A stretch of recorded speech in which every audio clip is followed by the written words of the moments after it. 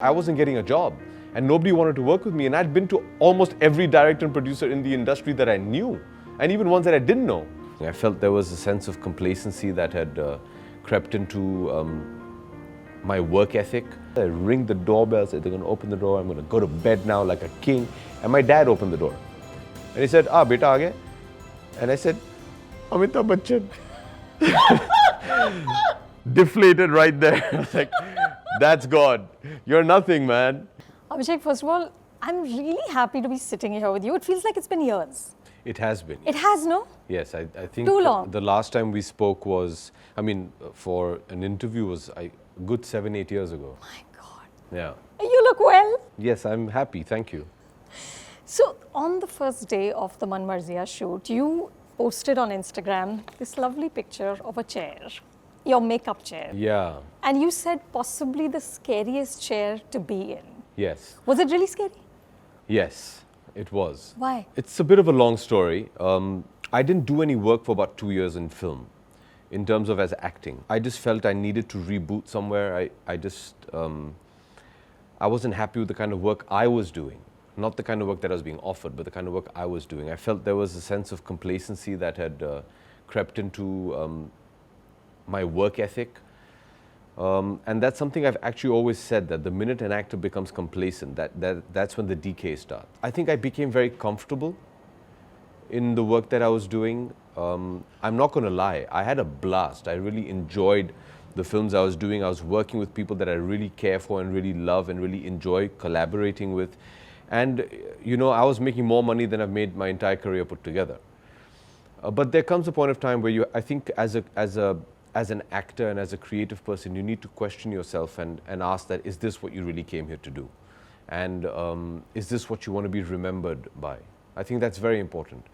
It was a very difficult decision for me to take. But it was like you sat down and said, you know what, I'm not going to work anymore? No, I didn't say I'm not going to work anymore. I'm an actor. I'm from a film family. Dare I say it's in my blood. And at the end of the day, it's what I love doing, apart from the fact that that's all I know how to do. And you come from a film family now, and that's the environment around the house, and that's what wakes you up every morning, that's what fuels your passion. So I've never said, no, I'm going to stop acting. I'm just going to say, I said I need to reboot, I need to reevaluate, I need to get back to doing work that scares me. I need to get back to doing work that doesn't allow me to sleep at night. It's very convenient to do a film which when you sign it is going to be 100 crore, 200 crore, 300 crore film. The onus is not on you, somebody else is shouldering the burden. That it's going to work wonders, and that literally, you can sleepwalk through the film and it's going to work. And that's a good space to be in, I'm not going to complain. I did quite a few of those, and I'm thankful for them because they're the most successful films I've ever made, and I'm immensely proud of them. I worked very hard on them. But I know somewhere that I was beginning to get complacent when I was getting offered more and more such films. It was too easy. To give you an example, I did a movie with two people that I love immensely, Farah and Shah Rukh, called Happy New Year. And it's been one of the biggest hits I've ever made or been a part of. It's a film which till date kids come up to me and say Nandu Bhide, and I'm remembered for, and I loved making every minute of it. Shah Rukh is one of the greatest leaders to have in a film unit. He makes sure that you have a lot of fun, but he makes sure that you work really hard. Nandu Bhide was an immensely tough character for me to do, and I worked very hard with Farah to get it done.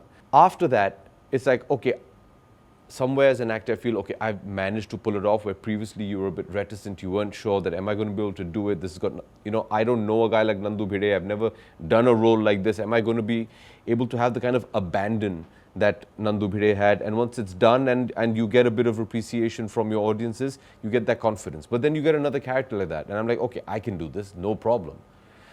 That was the problem. I didn't want to be like, I can do this. I want to be in a place like saying, oh my God, how am I going to do this? And I want to be scared, like I was scared when I was doing Happy New Year. That's what the issue was. And I just felt that I needed to just reevaluate and get back to doing work that really made me uncomfortable. Which is, it's a kind of a duality of an actor. You work hard. When you first come into films, you struggle, you try and get a job, you get a job, then you struggle with success or failure. And your entire efforts are towards achieving the best that you can achieve so that there's a level of comfort. And then you reach that level and you're like, no, wait, I don't want to be comfortable. I want to be uncomfortable. It's a bit of a It is the duality paradox. it's a paradox of an actor that, you actually, to be the best that you can be, you have to be at the worst stage that you have to be in. And so that was just a phase I was going through. Luckily, I had a lot of other work simultaneously. I had ventured into sports, which was another passion of mine. And I had a kabaddi team and a football team. I concentrated on that, set up the business for that. All with the end game, knowing that I needed to make this self-sufficient because I want to get back to acting. And in the meantime, I was looking. It wasn't like I wasn't trying to get work. I just wasn't being able to put the films on the floor that I wanted to make. And at the same time, trying to develop scripts or hear people or speak to people or reach out to people that I felt I would really like to work with. So it wasn't like I was on a 2-year holiday. It wasn't that. It's just that a film of mine didn't come out for 2 years. It was a process of just, getting back to doing what you need to do. But what about Manmarziyaan said that this is the one to come back with? So it's a great story. Anand Del Rai sent me a message and said, I'd like to meet you for a film that I'm producing.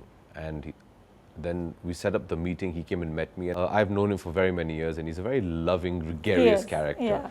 Yeah. Very affectionate. Yeah, and you just feel like hugging him all the time. He's very huggable. Yeah. And bhai, ye aise karna hai, waise karna hai. I said, okay, great. And he said, there's this film, I'm really excited about it, and I'd like you to hear it. So I said, great. So he said, don't ask me anything else, just hear it. I said, okay.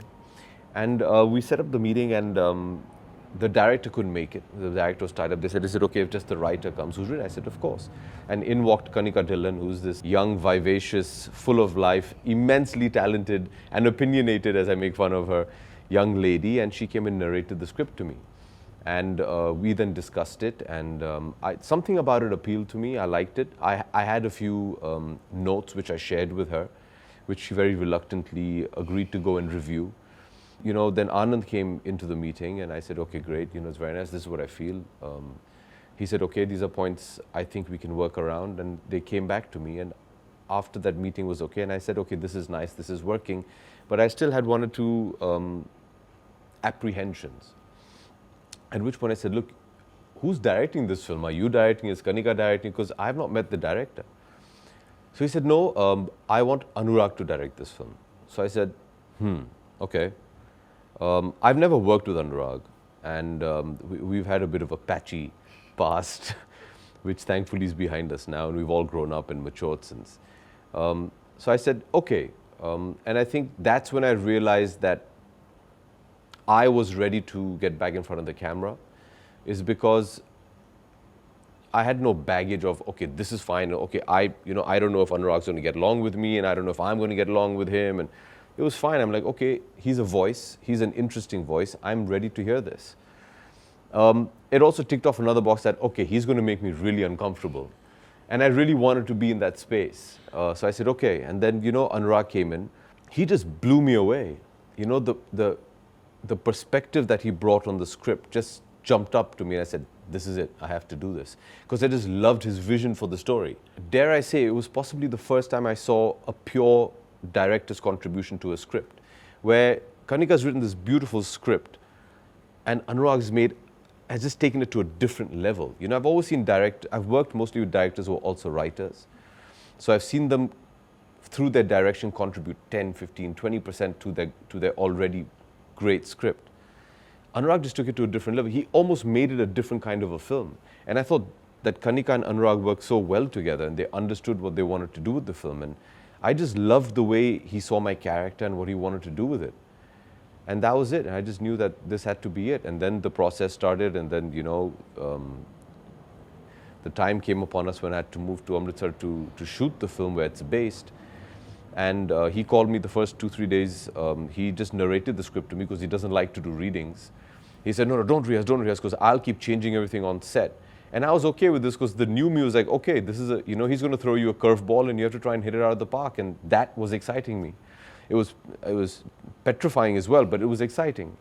And I knew it was exciting because I wasn't sleeping at night again. I was like, okay, how am I going to do this? You got what you wanted. I got what I wanted. I was speaking to my wife and she's like, why are you still awake? I'm like, I don't know what he's going to do tomorrow. I'm really scared. And in typical fashion, the first day of shoot, we didn't end up shooting. So, the nerves become even worse and you're like, oh no, this is, it's that guillotine that's just waiting to come down.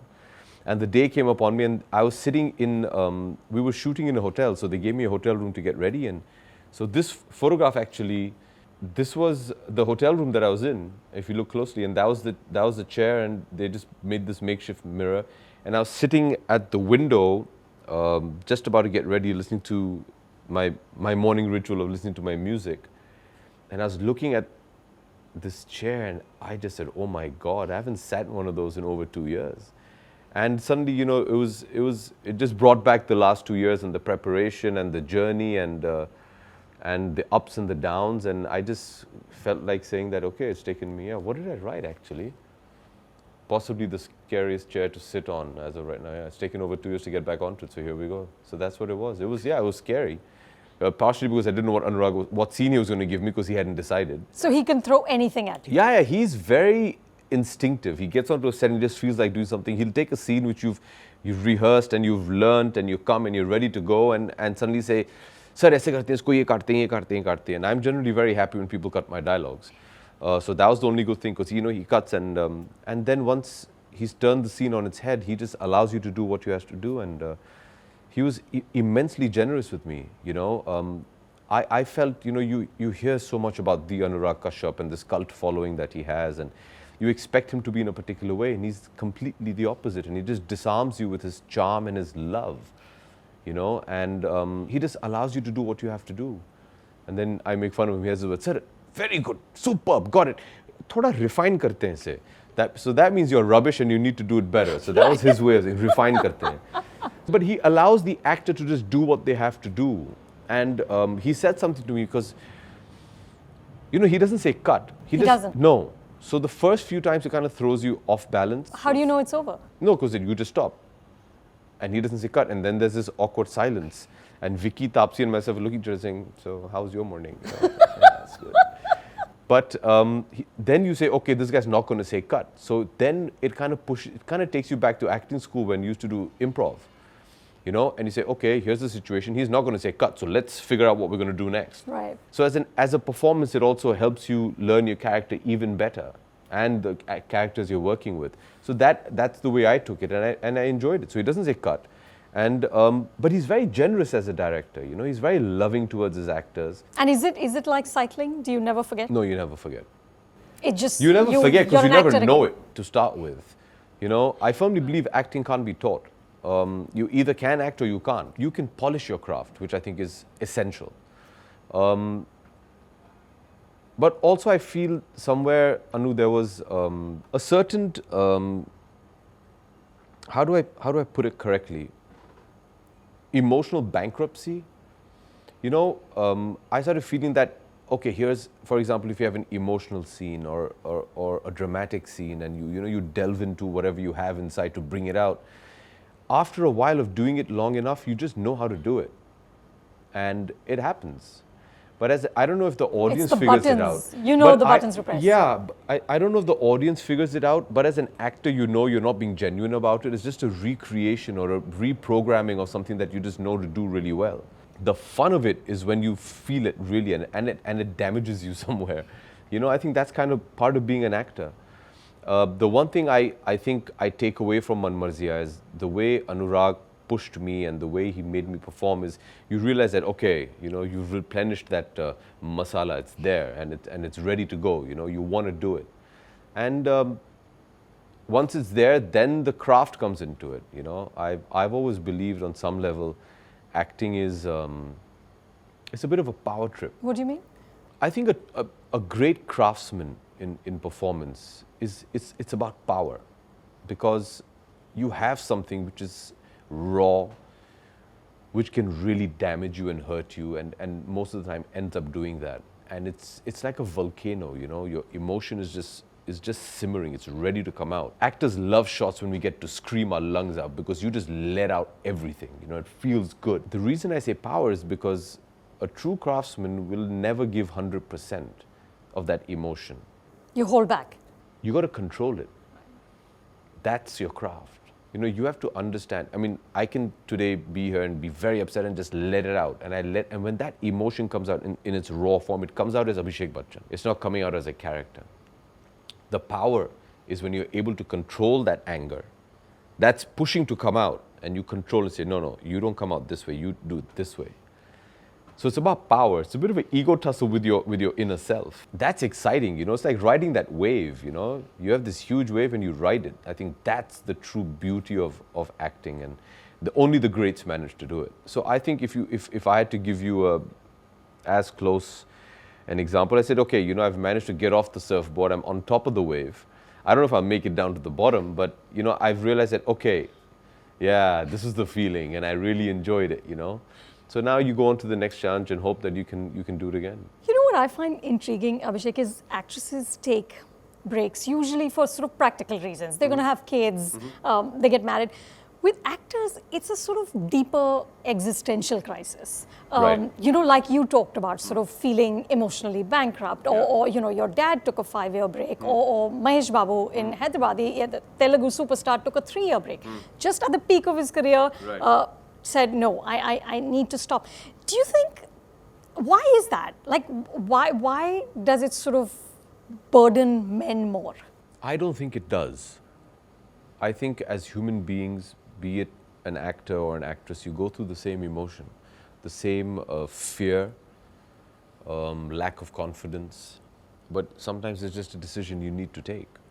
I think those that do it at the peak of their powers are immensely brave.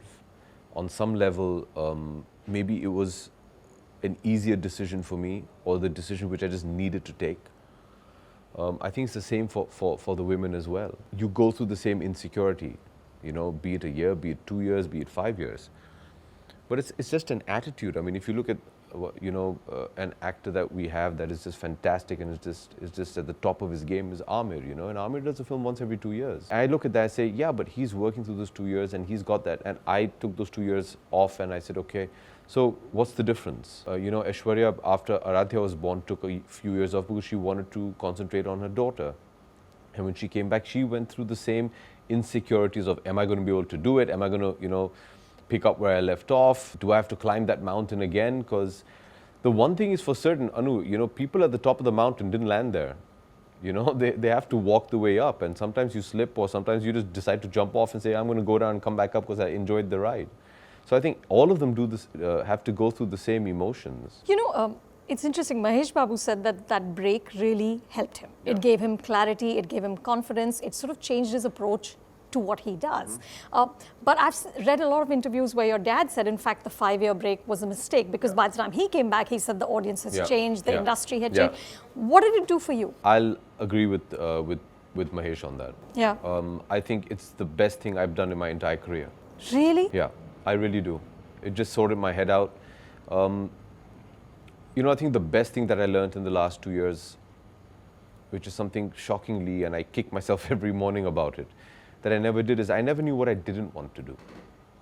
I definitely know what I don't want to do, or what kind of work I don't want to do. So there's full clarity on that. You're never going to achieve full clarity, but it's the correct amount of clarity that you need as an actor. I think somewhere as an actor, I've always just coasted along. There's never really been a plan. I've just been this excited kid who's got the opportunity to make films, which has been his lifelong dream. It's a lot more than that. It kind of shatters a lot of ideal beliefs that you want to hold on to. It's not an ideal place. It's not the best place on earth. But guess what? Utopia does not exist. You can't just be Mr. Nice Guy. You can't be it and say, I want to be Mr. Nice Guy and then be successful. That's not the way the world works. That's not the way Mother Nature intended it. You can't have everything in life. Sacrifice is a huge part of being a successful actor. And that's something that I've finally come to terms with. I grappled with it initially, saying, no, I can do it. I can straddle both. And it's not possible. You have to sacrifice something to achieve something. There's, you got to pay your dues. There are no free lunches. No free lunches. And, as Gordon Gekko said, greed is good. You don't have to be obnoxious about it, but you have to be selfish about yourself. You have to be selfish about your work. you have to be selfish about your family, and most importantly, you have to be selfish about your audience, because they're the guys that allow you to do what you do, and you owe them. You know, I've been very blessed that I have an audience which loves me, which supports me, which have stood with me through thick and thin. You owe them, man. They're not just, you know, it's not like, oh, you know, carry on doing whatever you want and we'll be behind you. No, you owe them. We're part of cinema. Cinema is because of the audience, and you got to work for them. But Abhishek, was it hard for the family? Did they wonder, what are you doing? Especially since Amitji has done the break thing himself and decided it wasn't good. I think, you know, in Dad's time it was different. It was different, you know, of course. 92 is when he took the break. Yeah. Today you're a lot more plugged into what's going on. And you know, Dad and I have spoken about this a lot. And I think the main reason he felt it is because he felt he lost touch with what the audiences wanted. When he came back, he said, I worked with the same people that were making success with me before I left, but it was a different industry. They wanted something else. I think today, you know, you're so well plugged in. Information is so much more readily available that you pretty much know what's going on. And like I said, I didn't stop or say, I don't want to be an actor anymore. I just said, I need to change the kind of films I'm doing. Reboot. That took 2 years for me to get the right film that I perceived to be the right film. So it wasn't like I was on a sabbatical. I was working every day. How was it on the family? I mean, I spoke to them, I told them, and they were very supportive. They also knew that I had my sports enterprises, which was going to keep me busy round the clock as well. So it's not like I wasn't working. I was working, and I was actually working very hard.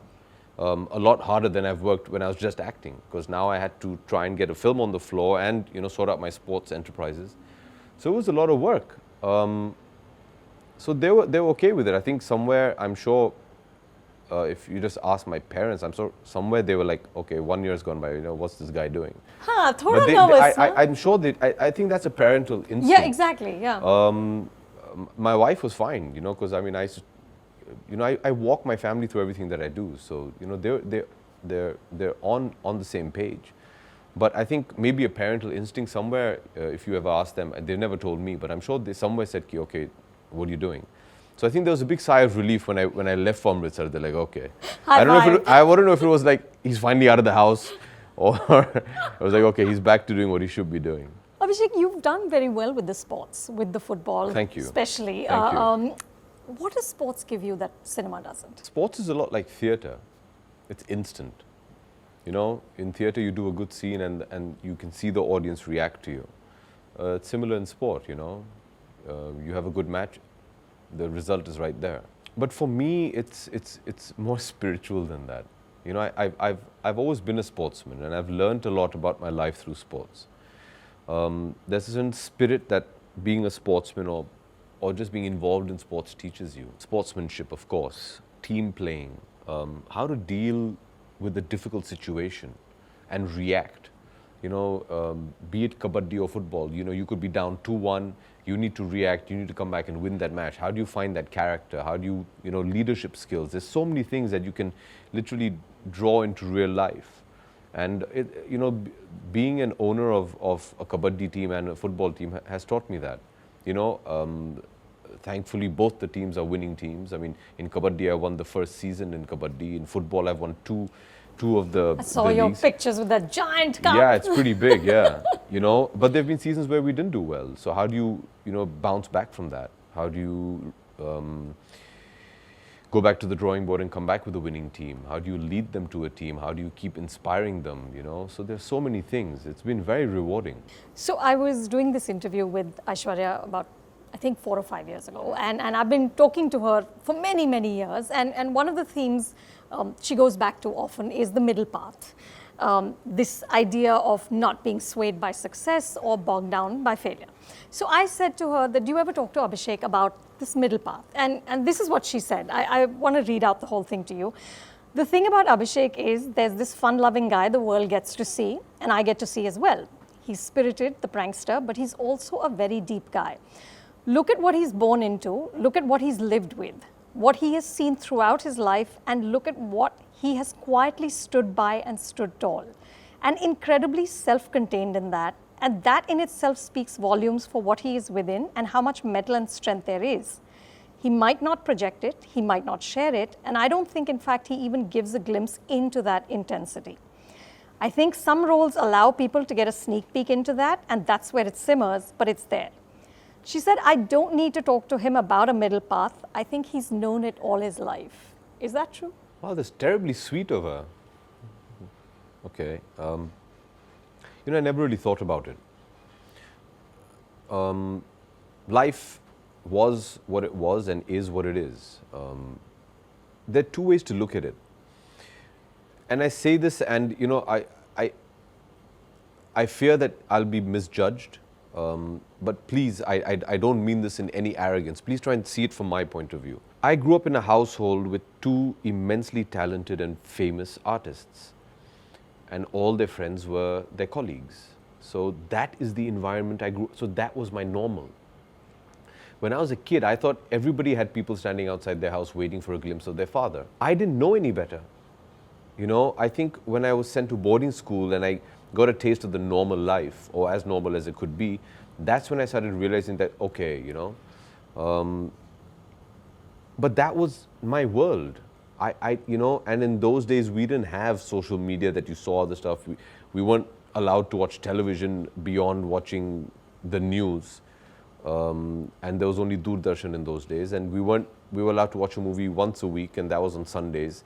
It was either the Sunday movie on television, or once the VHS came up, we watched one of Dad's films. So that we were pretty cocooned that way. So that was our world. So there's no question of a left or a right or a middle path, or that's the only world you know. When you grow up, you have a bit more exposure. When you become a professional yourself is when you start realizing that, okay, there's all of this. And then you start having even more respect for your parents for having found that balance and not allowing that to affect you. The first time I think it kind of got to me, it's really weird. I think it was the 5th of September in 2004.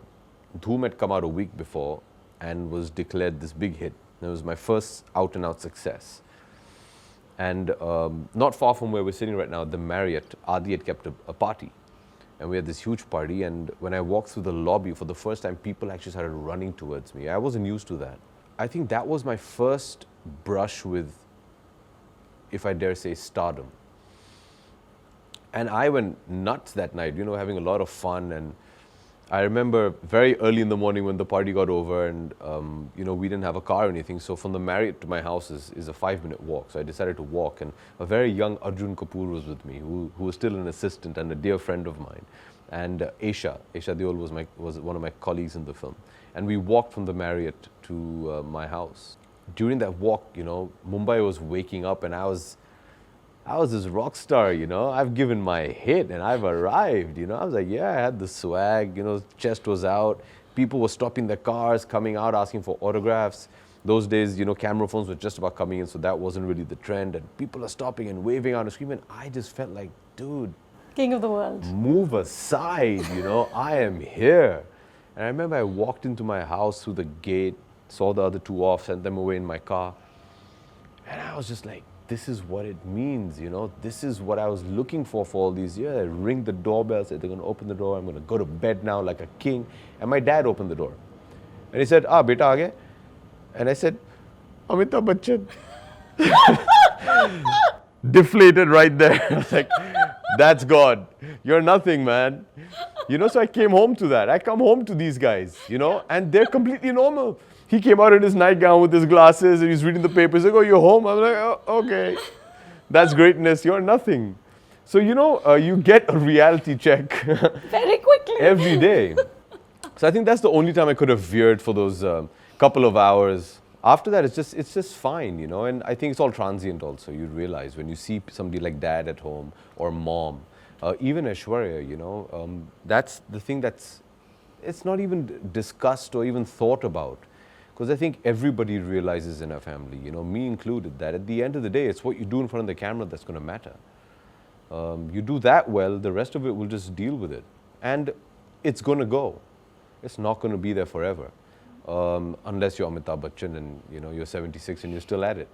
But we all hope we can be. But it's not, it's going to deplete.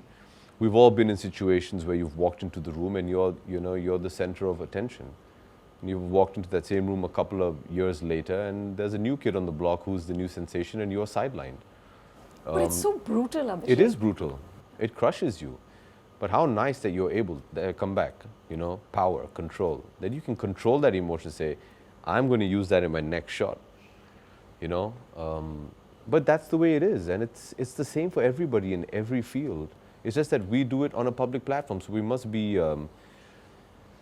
there's a certain masochistic streak about actors, you know. You like to suffer on a public stage, but that's the life you choose.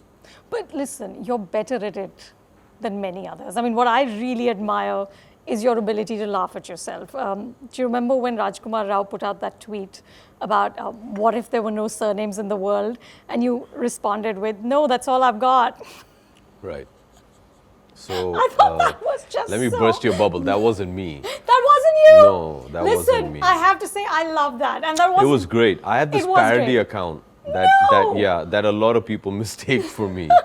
But that was the parody, and that parody account is very, very funny. It's very good. Hilarious. Yeah, it's hilarious. But listen, you've... But I'd probably say that as well. You would. So, yeah. I could completely believe that you would say it. Yeah. It wasn't like, I was like, oh, he's out of character. Yeah. No, it felt completely in character with you. So is it just who you are, or have you had to work at it? I'm pretty facetious, I think, which kind of goes against me most of the time. But that's just the way I've always been. I don't remember having to work at it, but I just see, maybe my sense of humor is a bit warped.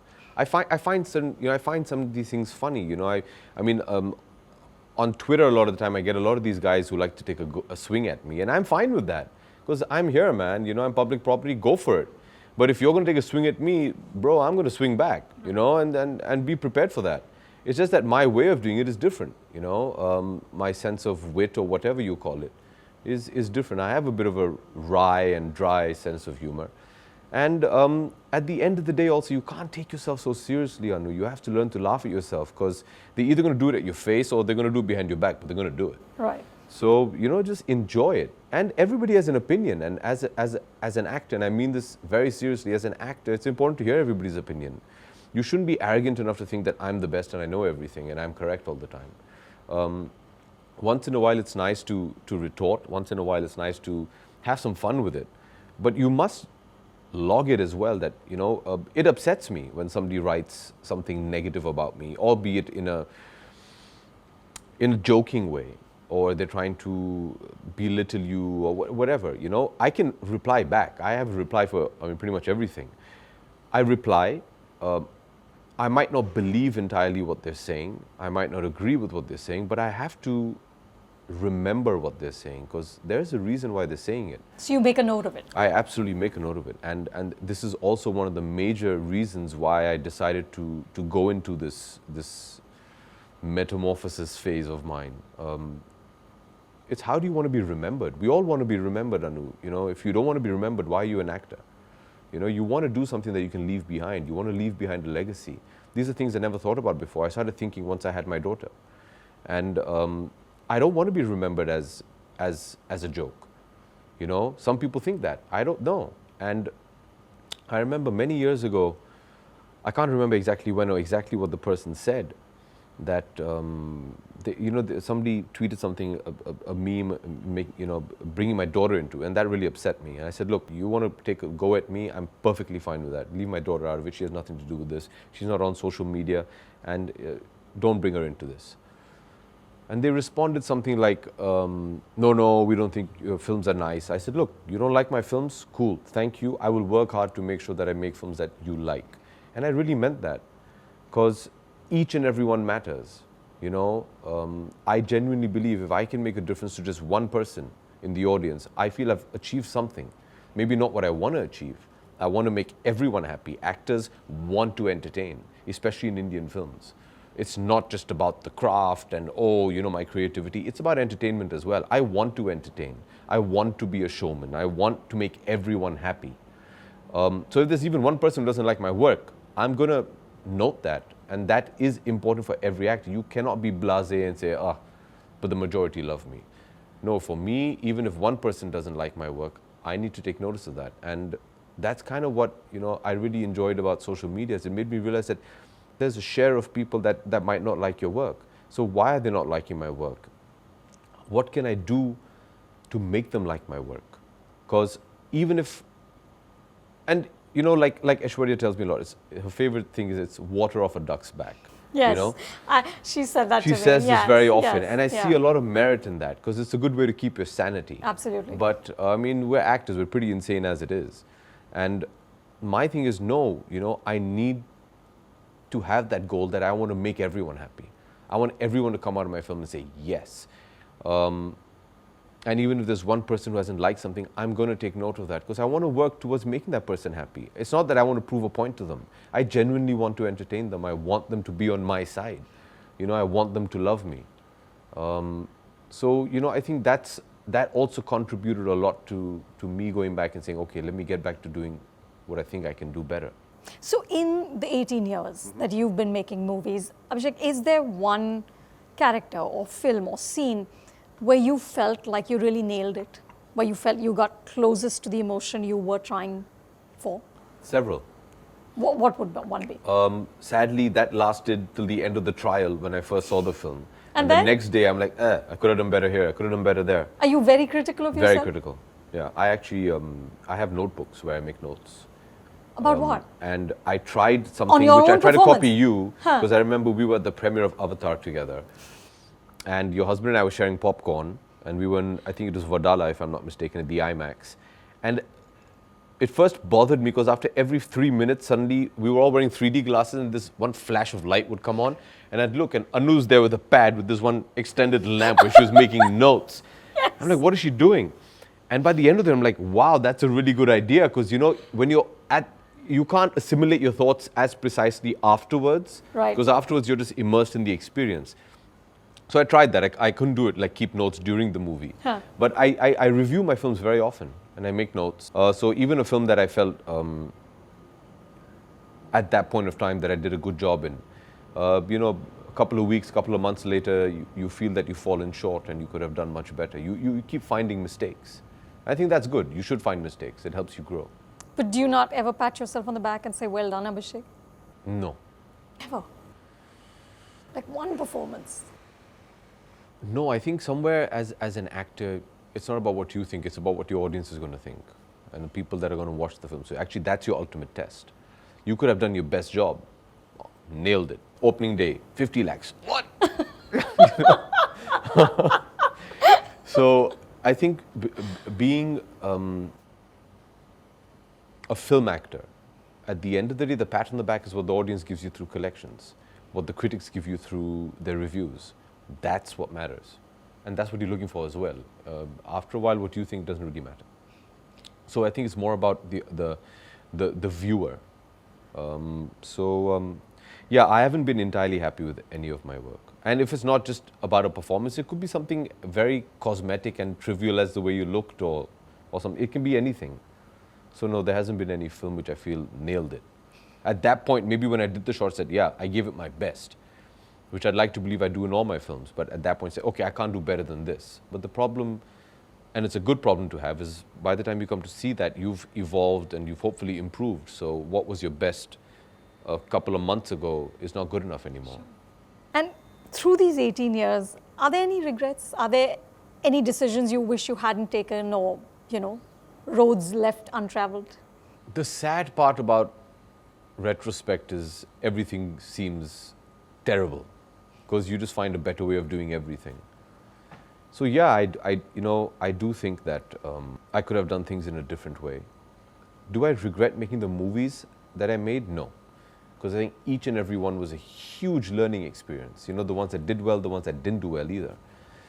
So no, that I'm happy I did that because it's made me the actor that I am today, and I stand or sit before you today because as a result of those films. A huge regret for me, which I've always been very vociferous about, is I wish I was more prepared when I first started.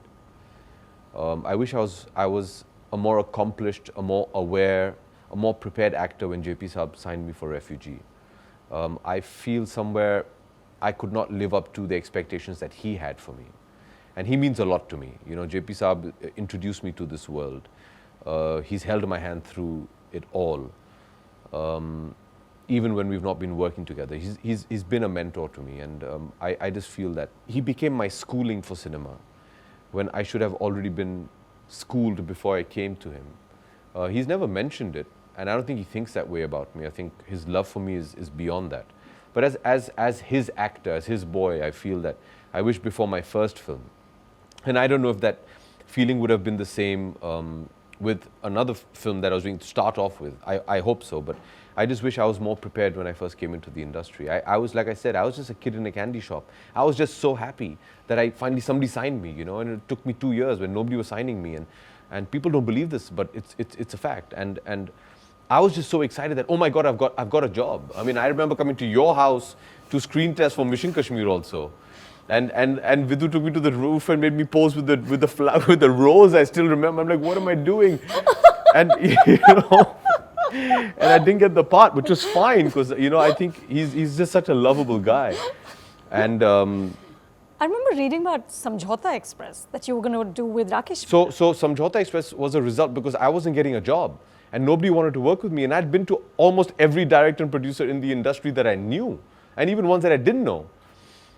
And it came out of frustration because Rakesh, I got to know because he had done my father's first advertising campaign for BPL, and they were very popular. But there was this huge uproar about, oh, should Mr. Bachchan be on television? And I was sitting with Rakesh, and I'd become friends with him then. And I said, you know, it's taken me 2 years. Nobody wants to make a film with me. He's like, yeah, even I want to direct a film. Nobody's funding my film. I said, let's work together. So we started developing a script, and we wrote a script called Samjhauta Express, which then obviously we gave to Kamlesh Pandeyji to you know make even better, and a host of other people, and then we took it finally to my dad to say, here, we've written this, and will you produce this in ABCL, which was still making films in those days. And he was like, this is rubbish, get out. And I'd grown my hair and my beard. I was meant to play a Pakistani terrorist in that, who comes to India in search of his father. I went off to Delhi to be with my sister, who was newlywed at that point of time. This is, I think, 98-ish. And when I landed in Delhi, I got a message from him saying, call me. He said, I've got this concept, I've got this idea. I'm so upset we're not making Samjhauta. And he told me it was an idea called Good versus Evil. I said, we got to do this. Let's take it to Dad. And that's what became Ux. Around that time, I remember it was a couple of days after that, I'd come back to Mumbai, and it was the Filmfare Awards. And as any aspiring actor, I mean, if you get to accompany anybody, you find a way to get there. And I remember Kiran auntie and Anupam uncle were going, and they took Sikandar and me, and we were kids. We're like, wow, Filmfare, you know, whatever sherwani I'd got stitched for my sister's wedding, I wore that. No way. Yeah. And I went, and then my parents were coming later. Then I went and sat next to them, and it was the year Border was nominated and won all these wonderful awards. It was a great film, and JP Sab saw me there. And I had this long hair because I'd grown my hair for Samjhauta Express, and my beard. And he saw this, and at that point he was thinking of making a movie called Aakhri Mughal. Right. And a couple of days later he came home and spoke to my dad and said, and that's how it started. So JP Sab saw me at this award function in a sherwani because I didn't have anything else to wear. And that's how I got my first job. So, yeah. What a long and winding road. Yeah, it's been a lot of fun. It's been a lot of fun. So, Abhishek, what's next? Have you signed anything else, or is there going to be a long gap again? No, there won't be a long gap. You've tasted blood again. You remember, that feeling, like I said, of how much you enjoy it. But, so there's several projects which are up for discussion right now. They're all diverse and exciting. To be absolutely honest with you, I haven't put pen to paper on any of them. They're all films that I want to do, but I think, as any actor will tell you, there's a long journey between this is what, okay, I'm saying yes to this film and that film actually getting made. There's a huge struggle, and so that we're currently struggling with that. But I do hope that the producers will manage to, make their announcements. I've traditionally been very scared of making announcements. There's a bit of superstition that whenever I do, those films never get made. So let the producers announce it the way. But yes, there are good 4 or 5 projects which I really, really want to be a part of, and I really want to do. And I just hope that everything can fall into place, the financing, the casting and everything, which is a huge uphill task, but that's also part of the journey. Part of the joy. Yeah, absolutely. So I hope very soon we can come out and make some announcements. Nice. Yeah. Nice. Thank you. My pleasure. And so good to have you back. Thank you. I'm glad to be back. Thanks. Time to unleash the hurricane, right? Indeed. Yeah. Thank you. Thank you. Hello, I'm Abhishek Bachchan. If you've liked this video, please subscribe to Film Companion and log on to www.filmcompanion.in.